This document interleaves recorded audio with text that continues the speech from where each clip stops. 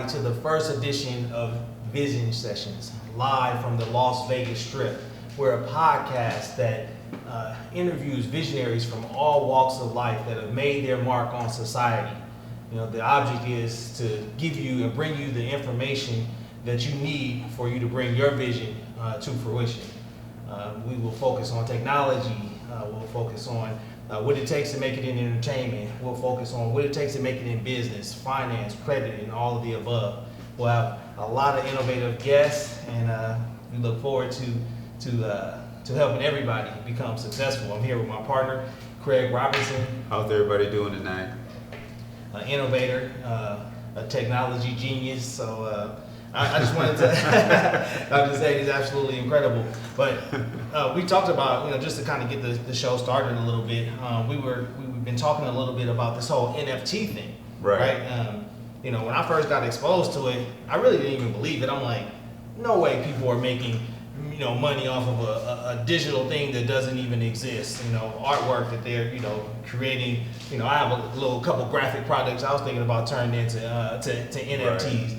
But explain. So is that on the blockchain, or what is this whole NFT thing? Yes, it's basically NFT tokens. They're basically a token that's created on the blockchain, and it's a code base string of code that you apply to a digital file. Okay. Basically, and you hold that code in an online wallet or a flash drive, and what that does is it allocates the ownership of that digital file, and it tracks it from creation all the way up to as far as you want to take it. So it gives creative people, people that create digital data, the ability to own their data and to be able to track the ownership of that data. So you're saying, I got a couple of files that I made on Photoshop. No expert, but I do have a couple of art pieces. So you're saying I create something on Photoshop, right? I put it into one of these marketplaces, and I could potentially get somebody to buy it for $3,000 or $3 million. Like, how is that even possible? Right now you can, because basically it's right now there's a bubble. Okay. So the NFT platform and the NFT market is new. The kinks and everything that is that's going to make it a legitimate how do you say, a legitimate form of like a sale or a form of blockchain technology hasn't been worked out yet. There's no way to track who really originally created the digital piece. So if I saw your digital piece and I took it and I registered on a platform and I got an NFT token and signed it to that piece, then it would say that I was the owner. Oh, it's yours. Oh, wow. It's mine. I own it. And then you would have to sue me if you found out that I owned it. So this hasn't all been worked out yet. So they've been doing it with photographs, right, photographs. You can do it with code. You can do it with paintings. You can do it with just anything digitally. So it's a new market. Very exciting. It's built off the blockchain. It's blockchain technology. So it's very exciting. It's just right now it's good to see what's going to happen in the future. It's exciting because I was doing a little bit of research, based on some of our conversations, and I've been seeing some of the numbers are absolutely incredible, and people are selling digital content that doesn't even exist for millions and millions of dollars. And I guess it's just about the hype.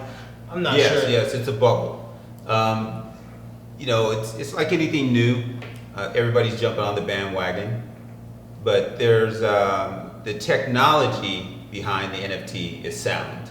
The blockchain technology is sound. Ethereum, Bitcoin, all these blockchain and cryptos, they're sound. It's just the business model hasn't been worked out yet. And how you're going to monetize it. So if you're in it now, you're going to make a lot of money. But the lawsuits haven't started yet. So the lawsuits will start when I take a photo of someone and they try to sell that photo. Who owns that photo? Do you own it? The photographer or the person that that took it, or the person who's in it? The person that's in it. Who owns it? Yeah, so that has to be worked out. But once that gets worked out, I think it's going to get a lot of the creative people legitimize their work and get value of actually ownership. And it goes past just the creative. It can be assigned to code. It can be assigned to digital art, graphic designers. It will change the way that digital products and code-based products are sold. No, and that's what's exciting about it for me. Being in the technology space, if I code software, currently a client will have a lifetime license to own that software unless they buy the license from me, which is very expensive. With the NFT token, I own that code base. I own the specs of the code. So you have to imagine if I created a code base and I worked at Amazon and I created this code base, how valuable is that code base if Amazon's $1 billion company and I can prove that I'm the one that created that code base from the original point? No, that's big. So that's the big picture of the NFT market. No, I love it. And it's really cool because we talked about having visionaries from all walks of life, and this is actually a special edition because this is our first edition of Meet the Artist. And it's really relevant that we're talking about the NFTs. So this is an artist who does art in real life. This is an artist that is world renowned. This is an artist who has his paintings in amazing galleries all over the world.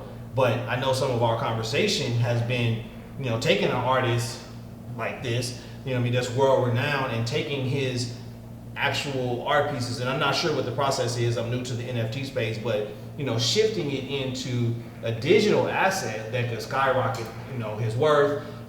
Exactly. So right now, if our guest, if he had an art piece and I took a picture of that art piece, I could print it out and hang it in my wall, and I basically stole his art. Man.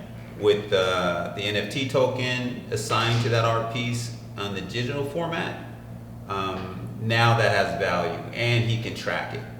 So if I did that and I sold it and it has an NFT token about it assigned to it, now it can be tracked. It has a value, print and original art. Okay, and digital. Wow. Oh, so it's like a 360 view of your piece, so you get a little bit more value from your creative expertise. Exactly. No, this is going to be incredible. So actually, let's bring in our artist and and allow him to introduce himself, right. and just kind of let us know where it all comes from. His pieces are absolutely amazing. I think you may be able to see some in our background. I'm a fan, and I look to have great fan. Yeah, for sure. 10 or 20 of these pieces. Once we talk about the commission, maybe do one of myself. We can work that out. But without further ado, I would like to bring to Vision Sessions Ruel James. Hello, Ruel. Nice to see you. Welcome to gentlemen. Vision Sessions. Hello. How are you guys? Yes. Doing good. This is Ruel James, famous artist. I've known him for close to 20 years, right? Yeah, about that. Yeah. One of my famous artists. I'm lucky enough to own a few of his pieces.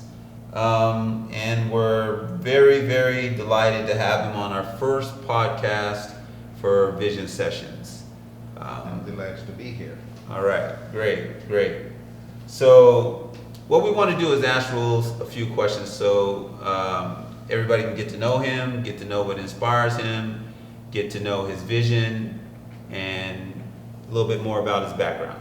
How does that sound? Okay, fine. All right. So the first question is, when did you first realize that you were talented in your artistic skills? Probably when I was a young boy, I used to always draw. I could always draw. You know, I don't know where I got it from. It just came to me. Okay. But the first pieces, I used to love cars. I drew cars every day. In school, I drew cars and stuff like that. And in fact, up until this point, actually, I was known as probably one of the best car artists in the world. Right, that's what. Yeah. I worked for like people at Aston Martin, Ferrari, Jaguar. You know, so I go back a long way doing cars. Car art's incredible, Yeah. incredible. So you mentioned all of those car companies, those brands, those are British, English companies. How did you get connected with those international companies? And you have a little accent. Where are you from? Yeah, I was born in Jamaica, but I grew up in England. Oh, okay. And I did a fair amount of traveling to Asia, Europe, and quite different places.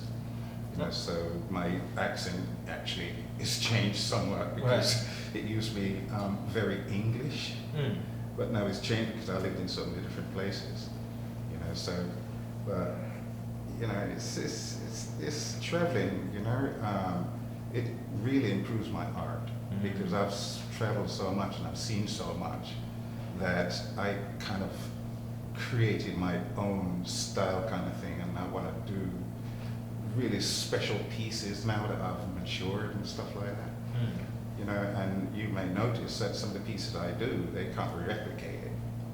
You know, Right. because of the three-dimensional element of it. Right. You know, so even when you see when I first moved here actually in Las Vegas, one of my first client, in fact, if not the first client, was Carl Shelby. Oh, And wow. I think That's most of you big. guys know Carol Shelby. Yeah. Yeah, I did. They have the big Shelby Cobra. thing on the strip, Cobra. Yeah. The Yeah. museum. Some of my pieces are in there that he commissioned. So Wow. yeah, That's big. So let me ask you a question with your art. What is the message? Like, what are you trying to say from your art pieces in your style and very vibrant colors and everything? So what are you trying to say with your art? well, it's more like a vision. You know, I'm saying people look at my pieces, study them. You know, because I basically love to let people see what they want to see in my pieces. You know, because a lot of things go into them with the colors or the different elements or the depth of them and stuff like that. I want to create pieces that people would be proud of saying, I own a Ruel James piece, and look how different, look what's in it, look how it's done. And, you know, I want to create for people who really want conversation pieces. Okay. You know, my pieces are probably not going to go away because new people could probably come in and see them all the time and stuff, and there's always something different for each person. You know, so it will always create like a conversation. Right. That's what I'm trying to do. It's interesting, like that you explained it that way, because at my first exposure to it, I feel passion in your strokes, right? Like I'm not I love art. I bought different art from different people in the past, but like I feel the passion in your strokes. So it's interesting that you explained it like that for sure. Thank you. All right. So let me ask you a question. So in a lot of your pieces, very vibrant, very colorful. Is that a reflection of your personality, or do you just like vibrant, colorful? It's really a part of my personality. Yeah. Yeah. So I've known you for a while, and you're always I've never seen you with a smile. I mean, a frown on your face. You're always upbeat. And is that like a reflection of just who you are when you create these pieces? They're always just colorful and vibrant and exciting pieces. Yes, it is, because even with my kids, when my kids growing up and stuff like that, they used to come in the studio and I got some of the feeling from them, because we always try to make, my wife and I try to make them really happy and have everything they need and answer their questions and stuff. And I think it comes out, it just reflects how I feel because of them growing up with them growing up with me, and me growing up with them, you know, because I see the colors and it just, you know, I can't even explain what brings that out of me. Actually, it's just comes, you know, with experience, I guess. I don't know. Okay. So I know you've done a lot of commission pieces. Tell us some of the people that you've painted for, you've created pieces for. I did a piece of. This wasn't a commission piece. I just felt the need because I liked the man at the time. I mean, I still love him now, and that's Bill Clinton. I did his portrait of Hillary Clinton, and it's now in Bill Clinton's library. Oh wow, that's it. Let's see, I did. There's so much on there running around my head. I did Lonnie Anderson and Whoopi Goldberg, and in fact, those were bought by Burt Reynolds. Bought those pieces. Pieces. I think he presented them as a gift. Okay. Like in the 90s, early 90s, I think I did those. But I've done so many different portraits, and I've just lost for names because there's so many.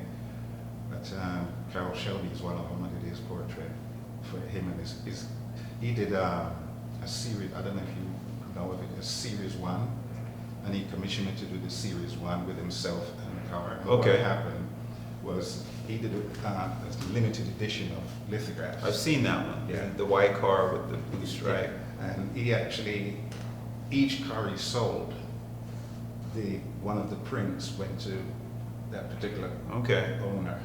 You know, so and he did 500. Wow. So there's 500 of them out there. Okay. So. Okay.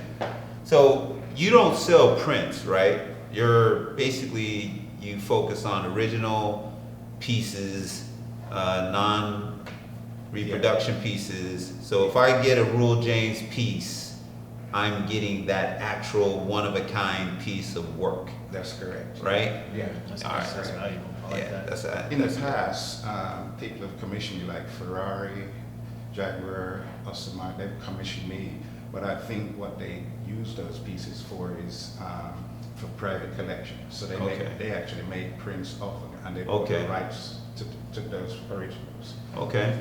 And in fact, all those companies gave me the originals, but they used the image. Okay. So let me ask you a question for the general public. How do you price your work? Because we see this beautiful Bob Marley piece here, is incredible.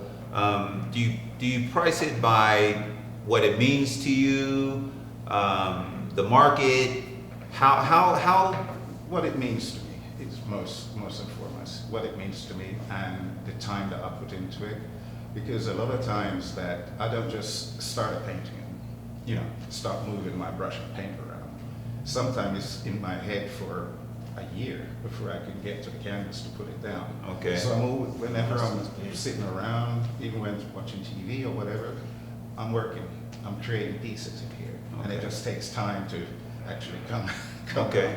You know, but that's the way I work, really.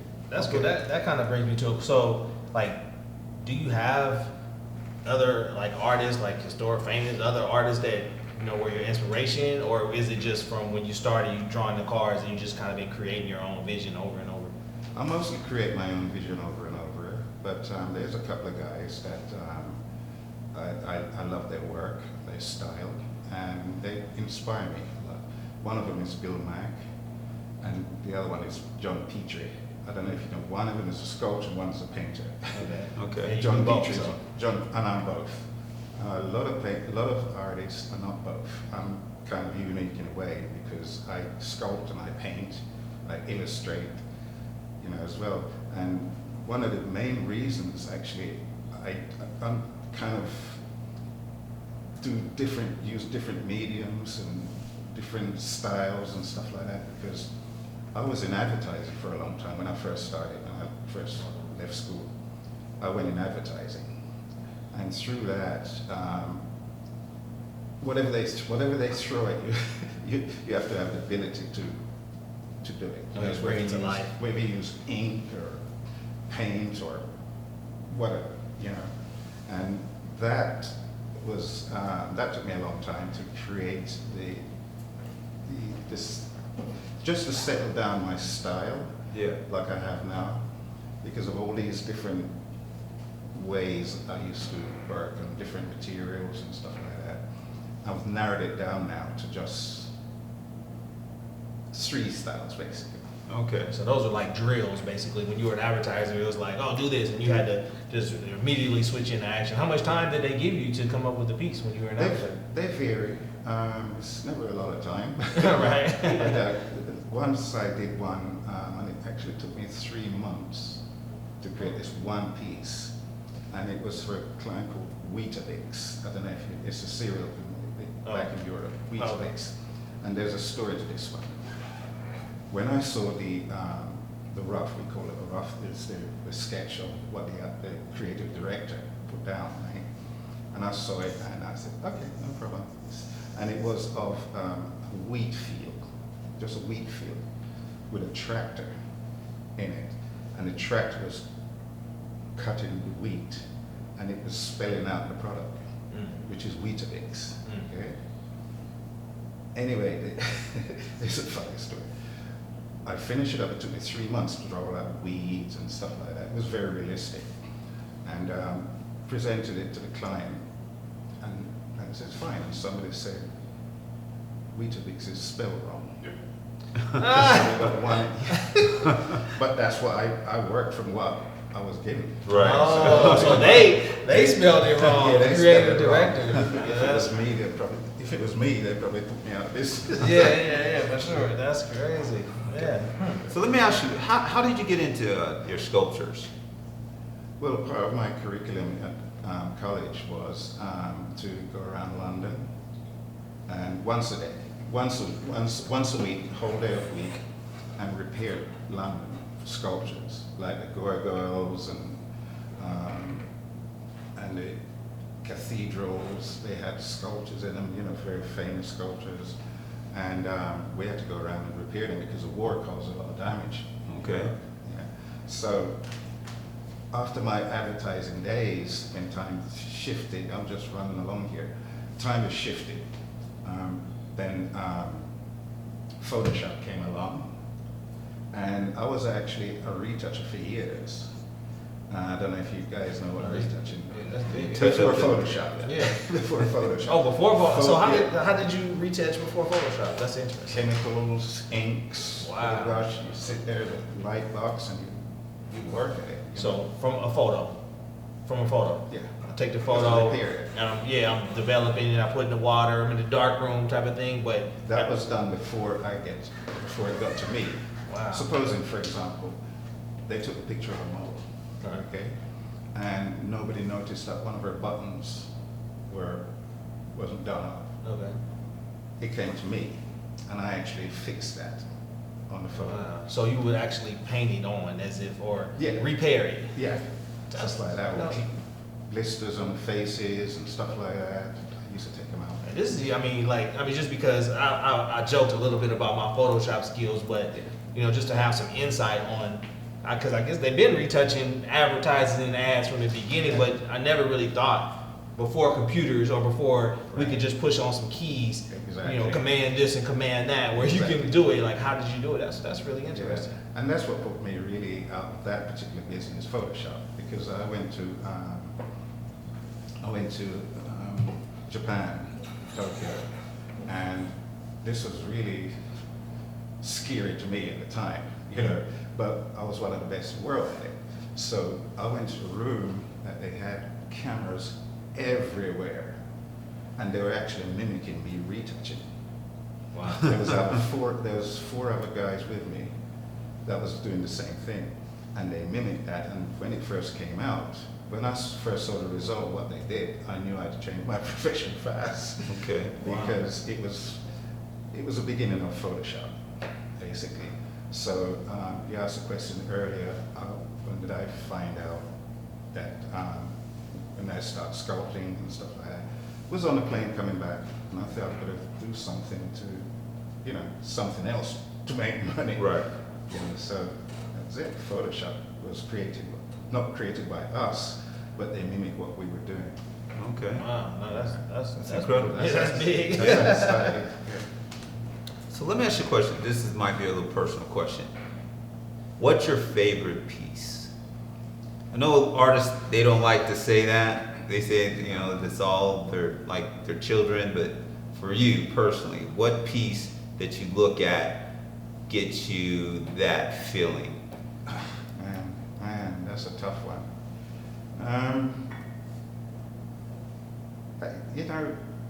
To be honest, maybe she didn't ask me that. Maybe top three. Let's do top three. Yeah. This is the top three. The top three. You'll have to go with a Ferrari piece. A Ferrari piece I did for Ferrari. And they, in fact, it was, I can't think of his name now, the race car driver whose the car belonged to. That was the first piece I really, because the reason I remember that in particular is because they gave me a hard time with it. It had to be perfect, especially the color. Ferrari color, they're like anal about it, Okay. And so that was one. The next one would have been going back to. I've done so many pieces, mate. Yeah. All right, so that's your favorite car piece. How about? I noticed that you do a lot of pieces with women. So let's say, what is your? I mean, it could be, whether it's just a face or a full body. Like, what's your favorite? The piece I loved the most was Everybody's Princess. That's one of my second favorite, I guess. And African Princess, as you notice, is one. That's African Princess, very similar to Everybody's Princess. Yeah, that's my really favorite piece. And there's the other one of my favorite is one of my wife and a friend of hers actually, and it's called Water and Silk. Okay. And that I actually made. Somebody taught me to making prints of that one, and I did really well with those. Really Okay. well with those. And one piece I remember is called Cheeky. It's all coming back to me now. And it was a poster. It was a piece I did for a company called Athena, and they were a poster company. That's when posters used to be really popular back in the 70s, the 80s. And I did a piece for them, and it's two little boys, and they're sitting on a step, and a lady walked past, and the wind blew her skirt up, and they were like this. You might have seen the piece. I'm not sure you saw the piece. I don't think I've seen But that. it was the second most popular piece in the world. We need to NFT that one. Bring And, it back. The only one that outsold that piece was one they called a tennis player, and it was a girl tennis player. She was walking up to the net, and I think she was scratching her butt or I something. think I've seen that. Yeah. I think I've seen And that. that was the only one that outsold mine. So let's go back to speaking. You have a piece here called the African Queen, and is this the new African Princess? Yeah. And this one, you were explaining this to me. It's 3D. It's three-dimensional. Three-dimensional. Multimedia. Multimedia. I like that. So is that a new direction that you're going in with your art? Yeah. And why? Why is that interesting to you? Because I like the uniqueness of it. Can you explain what that means to the average person when they see in this three-dimensional multimedia? Multimedia is when you use different materials and basically different materials. As you know, I use acrylic on that piece. Okay. I use oil on that piece. I use crayon on that piece. Oh wow. The crystals, there's Swarovski crystals on it.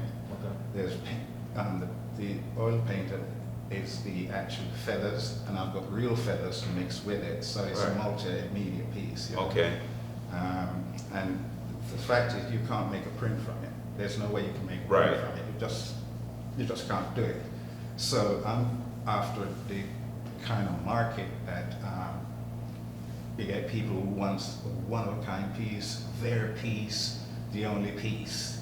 you know, in the world. And that's the type of people I guess I'm create these things for. The people that want one of a kind. It's almost like what's his name? Is it Kanye? Yeah, Kanye West. Is it Kanye? No. Is it Jay-Z? That's got the Jay-Z. That's got the Bugatti. Oh, the vehicle, the car. Yeah. Yeah. There's only one of those. No. Okay. Yeah, it was made specially. You got that one. See, these are the people. Okay. That I'm creating for it because they obviously want. Appreciate it. Yeah. Yeah. They want to be able to say, it feels good to be able to say, I'm the only one. The only like, one. period. Rule, he made this for me. You know, like that. Yeah, for sure. That's where I want to go. All right. So basically, when you create your art, and you have it in all these galleries, what keeps you going? Basically, I mean, because you've been doing this for years. I mean, you're famous. You have all these beautiful art pieces. What keeps you motivated? Like what you just said, the three-dimensional. What keeps you going? Keep creating these new dimensional pieces, these new exciting, colorful pieces. Money. For once. Okay, so that brings up a question. So now that, I mean, where we are now, we're at GoGoX Marketing right here on the Las Vegas Strip. So the idea of hanging your paintings here is to bring the people that you're talking about, the one of a kind, the people that appreciate art, to purchase these pieces. So once all of these pieces are gone, and we say, go to your archives, give us everything you got. We've created this buzz. Everybody wants Ruel James. Now you have crap loads of money. Money you don't even know what to do, like that movie Blow, when they just had it all in the in the closets, right? So now you have all the money. That next piece that you do, all your pieces are sold. You have all the money that you desire for your family, for your wife. What is going to make you? What would you think you would paint next, and then what do you think is going to make you go then? What else am I going to do?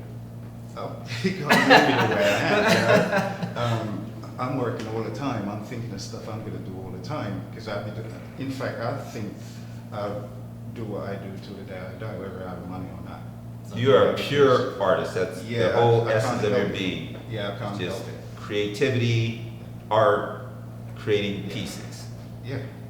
And one time I used to do only risqué pieces, very risqué pieces. And my first exhibit I had, my first showing exhibit, whichever way you want to call it, was at an advertising agency that I did a lot of work for.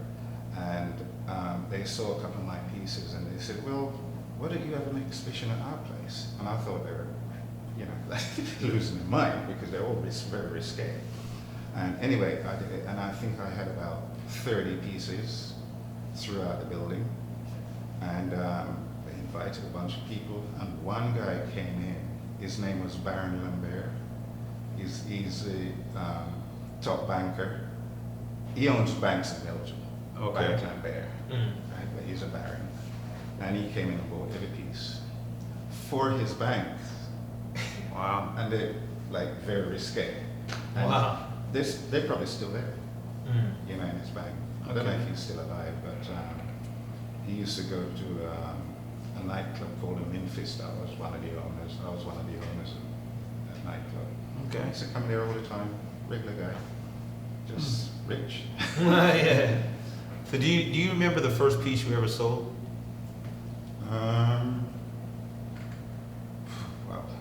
Let me think. The first piece I was sold.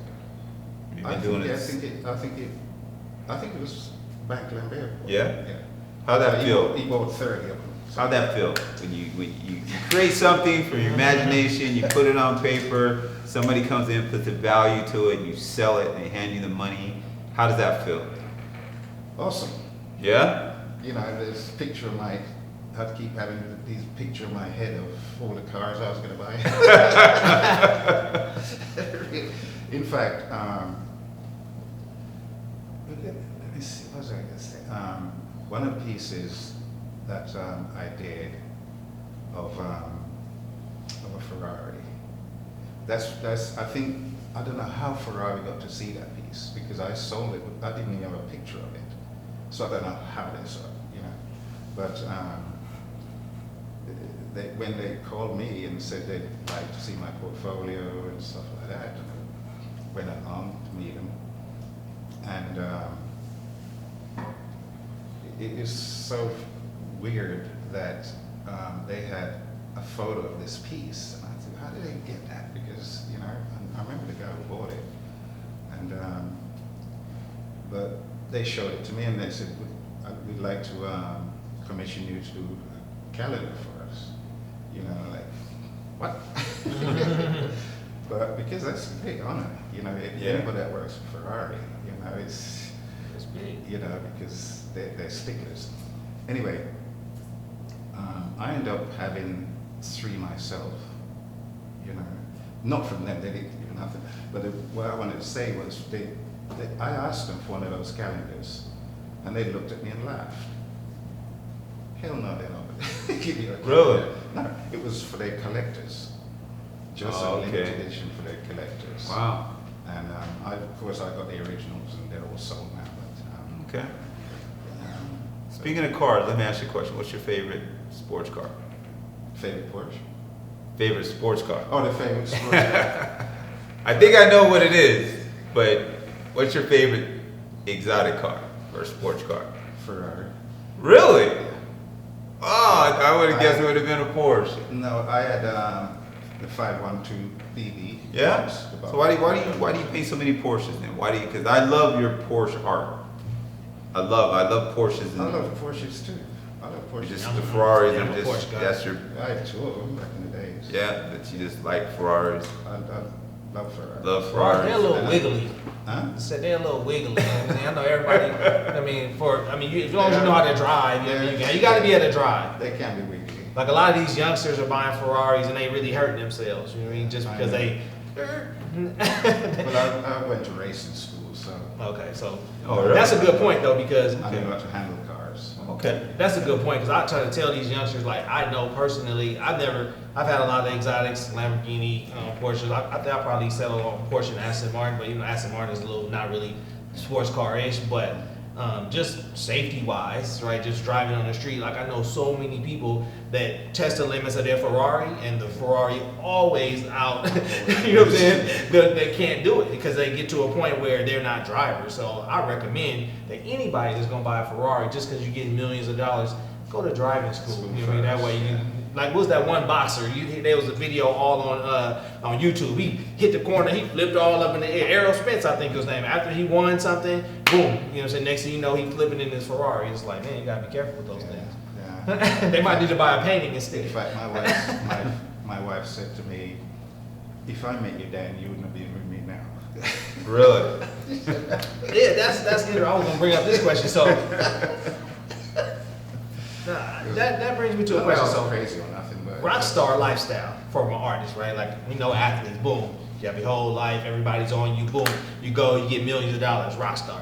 You know, you got a singer or a rapper, you know what I'm saying, doing a big crowd, you know what I mean, everybody, you're a national rock star. But from an artist perspective, like, what's the rock star? Is there a rock star lifestyle that comes with that? It's like your Ruel James, do you get like? No, that time had come and passed, actually. When I was younger, in fact, very young, 20s, you know, I was like a bit like that, you know, a bit flashy, you know, but I've outgrown that a long time ago, you know, so now I'm just wanna kind of just chill out and create pieces that I think people are gonna just love to look at, and, you know, that's where I'm right now, you know, just wanna do some nice work, you know, serious work. What's the fun part of what you do? What do you enjoy most about what you do? The thinking about it, the creating it, or watching other people enjoy it? I think I like to watch all of the above, really. You know, I like to think about it, of course, you know, and then executing it, you know, it's always a lot of fun for me, you know. Put some reggae music on, get my shot, a glass of wine, you know, and I'm zoned in, you know. I love that. And the result, of course, I love to see people enjoying it, you know, asking, how did he do that? How, you know, stuff like that. It just stimulates me, you know, to do another one. Mm. Okay. So let the people know, how long you been in Vegas, Las Vegas? 32 years. 32 years. Yeah. You've been there for a while. You've been there. I know a lot of people that know you. I see the yard everywhere. So everybody wants a Ruel James piece, and it's really good. It's really good. I mean, we're gonna have meet the artists at Go Marketing later on this month. We want people to come down and personally meet you, that'd be great. and see your pieces, and Looking forward to hopefully sell. Somebody get some of your pieces, and participate. a little bit out of my price range, but we'll see what we can do. We're working on it. We can do. This is Could pretty you good. could you say that when you have quite a few of my pieces? Yeah, that's the friend. That's the friend connection. That's the friend connection. Yeah, I look forward to getting me a few of them myself. Seriously, wink, wink.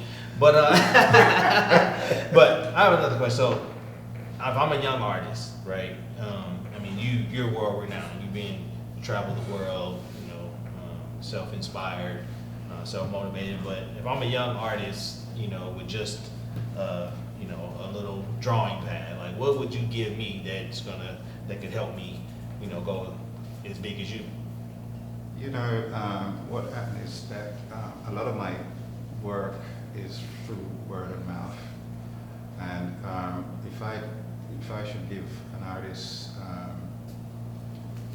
any sort of advice now, I'd just say one thing you must do: keep at it, practice, keep at it, get better at it, make yourself better at it, you know, and hopefully, because you know, art is very difficult to sell, you know, and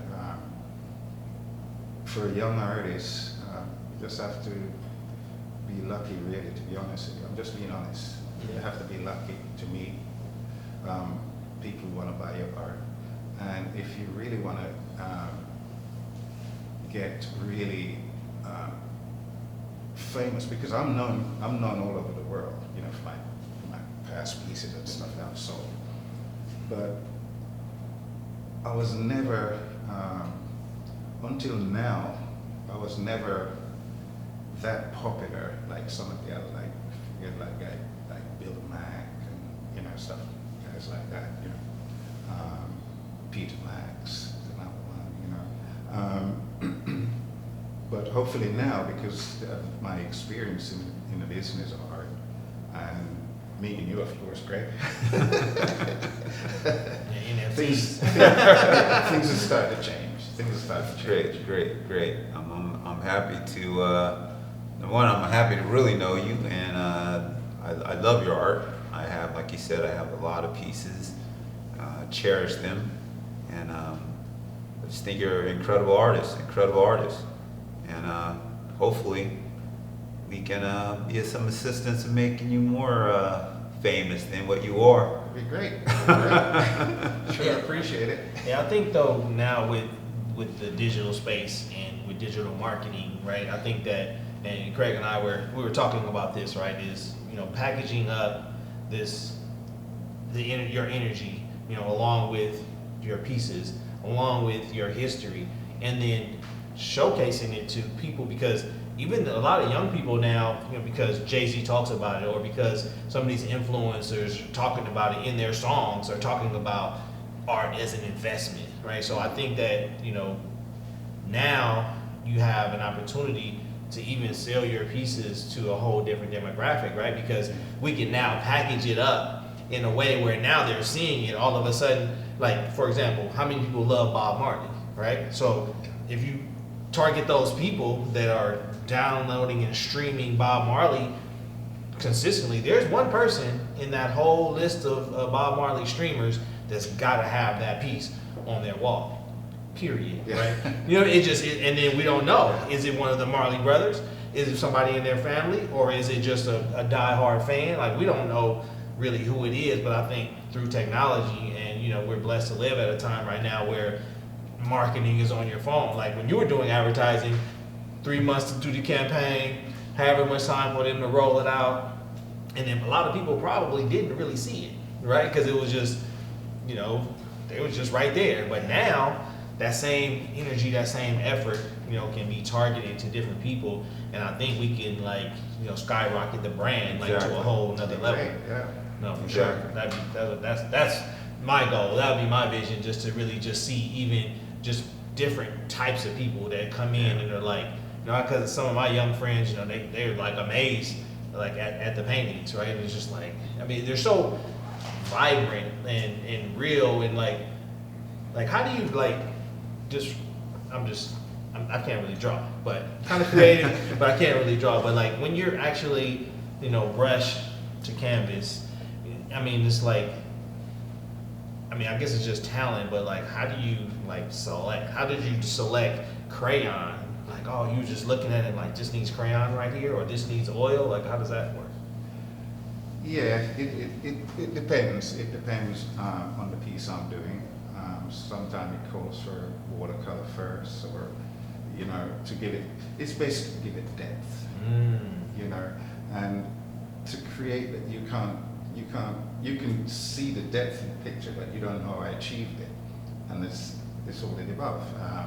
I use acrylic oil on top of that, and because the crayon, the oil, and the watercolor and the acrylic, they have different body.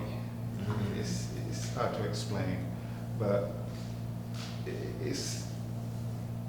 you see as you go along, really, as an artist. Yeah, you just use what you can to create that image that's in your mind, that you because I'm looking at the image already finished when I started it. Wow. And it's just a matter of using all these different materials to achieve the image that I have in my head. You're a true visionary, right? True visionary, and vision fruition happens in however much time it happens. Like I think, that's what this show is all about. It's vision sessions. Right. That's why we wanted to have you the first guest. Yeah. The ultimate visionary, really. Exactly. You know what I'm saying? Like, that's awesome. A piece is in when my family actually see me create that Porsche piece that you both like. Love, yeah. And I think they were wondering at one point, what the hell am I doing? Wow.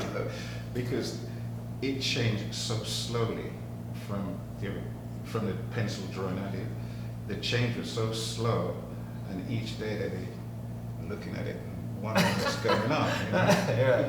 And then I don't know what was in their head, but one day when it was finished, they were amazed. Wow. How I achieved it just by different stages and layers and stuff.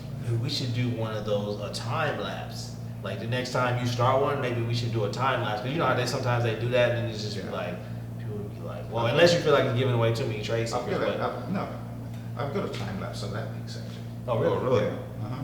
That's something that I would love to from see. pencil to that. See, this is visionary, like, for sure. Like, everything we ask, and you shall receive. No, that's cool. One thing I want to do, we want to promote to meet the artist, Ruel James. We'll have an event, meet the artist event this month, September 20th. So you can come down to Go Marketing, meet Ruel personally, see some of his incredible art, and join us. buy some. Yeah, no, for sure. No, this has been incredible. Yeah, do you have any more questions, Lacey? No, I think, I'm satisfied. Is there anything that you would like to leave to the world? Yeah, I'd like it for everybody actually to probably one day come to my gallery. I'm in the process of setting up a gallery right now, and my market's changing. I'm sure they will let everybody know when it's open, and I'd like a lot of people, everybody, to come and see my unique pieces, because they are truly unique, and I'll never print. In fact, I'll make it so that I cannot print my pieces. That's how unique they're going to be. So I'm only going to do one of a kind now, one of a kind only. And your sculptures will be there. So you have big sculpture pieces, small sculpture pieces. I've got all different size sculpture pieces, all different type of medium that I use, painting as well. yeah, just come to the gallery when it's open. We'll let you know when. Definitely.